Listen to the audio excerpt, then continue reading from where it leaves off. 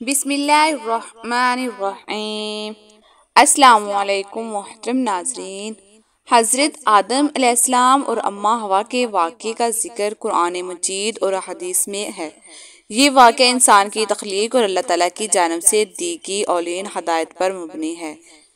कुरान मजीद में अल्लाह ताला ने बयान फरमाया कि जब इसने इंसान को पैदा करने का इरादा फरमाया तो फरिश्तों को खबर दी कि वो ज़मीन में अपना खलीफा बनाने वाला है। अल्लाह ताला ने फरमाया, और जब तेरे रब ने फरिश्तों से कहा मैं जमीन में एक खलीफा बनाने वाला हूँ, फरिश्तों ने कहा क्या आप इसमें किसी ऐसे को बनाएंगे जो फसाद मचाए और खून बहाए। हालांकि हम तेरे हमद के साथ तस्बीह करते हैं और तेरी तकदीस करते हैं। अल्लाह ने फरमाया मैं जानता हूँ जो तुम नहीं जानते। अल्लाह ताला ने मिट्टी से हजरत आदम अलैहिस्सलाम को पैदा किया और इनमें अपनी रूह फूंकी।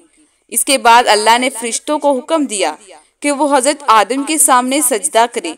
तमाम फरिश्तों ने अल्लाह के हुक्म के मुताबिक हजरत आदम को सजदा किया, सिवाय इब्लीस के जिसने इनकार किया और गुरूर किया।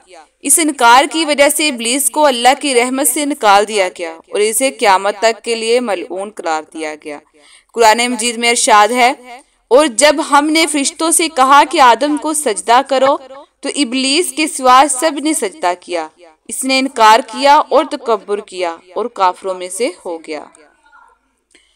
अल्लाह ताला ने हज़रत आदम को जन्नत में रहने का हुक्म दिया और इनके सुकून के लिए हज़रत हवा को इनका जोड़ा बनाकर पैदा किया। हज़रत आदम और अम्मा हवा को जन्नत में रहने की इजाज़त दी और कहा कि वो जन्नत की हर नेमत से फ़ायदा उठाएं, लेकिन एक मखसूस दरख्त के करीब ना जाएं। अल्लाह ताला ने फरमाया, कुरान मजीद में इसकी आयत है, और हमने कहा ए आदम तुम और तुम्हारी बीवी जन्नत में रहो और जहाँ से चाहो खाओ, मगर इस दरख्त के करीब ना जाना वरना तुम जालिमों में से हो जाओगे। इब्लीस जो कि अल्लाह की रहमत से निकाला गया था, इसने हज़रत आदम और अम्मा हवा को बहकाने का इरादा किया। इसने जन्नत में इनके पास आकर इन्हें वसवसा दिया और कहा कि अगर वो इस मखसूस दरख्त का फल खाएंगे तो इन्हें अब्दी जिंदगी और हमेशा की बादशाहत हासिल होगी। चनाचा शैतान के बहकावे में आकर हज़रत आदम और हज़रत हवा ने इस दरख्त का फल खा लिया। फिर शैतान ने इन्हें वहां से फिसला दिया और इन्हें इस नेमत से निकलवा दिया जिसमें वो थे, और हमने कहा कि तुम सब यहाँ से नीचे उतर जाओ।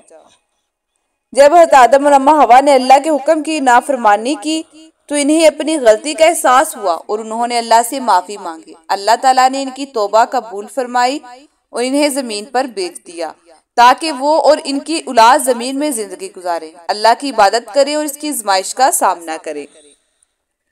अल्लाह ताला ने फरमाया कि जमीन इनके लिए आजमाइश का मुकाम और वहाँ वो एक वक्त मुकर्रर तक रहेंगे। जमीन पर रहते हुए इन्हें अल्लाह की तरफ से रहनुमाई मिलती रहेगी और जो अल्लाह की हिदायत की पैरवी करेगा वो फलाह पाएगा। हज़रत आदम अलैहिस्सलाम इंसानियत के पहले नबी और पहले इंसान थे। इनके जरिए अल्लाह ने हमें ये तालीम दी कि इंसान भूल और खता का पुतला है, लेकिन अल्लाह ताला अपने बंदों की तौबा कबूल करने वाला है। हज़रत आदम और हज़रत हवा की गलती और इनकी तौबा हमें ये दरस देती है कि अल्लाह की जानब रुजू किया जाए और इसकी रजा हासिल करने की कोशिश की जाए। ये वाक़या इस बात की भी तालीम देता है कि इब्लीस इंसान का खुला दुश्मन है और इसे बहकाने के लिए मुख्तलिफ हरबे आजमाता है। इसलिए हमें हमेशा शैतान के वसवसों से बचने और अल्लाह की राह पर कायम रहने की कोशिश करनी चाहिए। उम्मीद करती हूँ कि आपको मेरी वीडियो पसंद आई होगी, और अगर मेरी वीडियो पसंद आई है तो मेरे चैनल को सब्सक्राइब करें और मेरी वीडियो को लाइक करें। मिलते हैं इस तरह के एक और नई वीडियो के साथ, तब तक के लिए अल्लाह हाफिज़।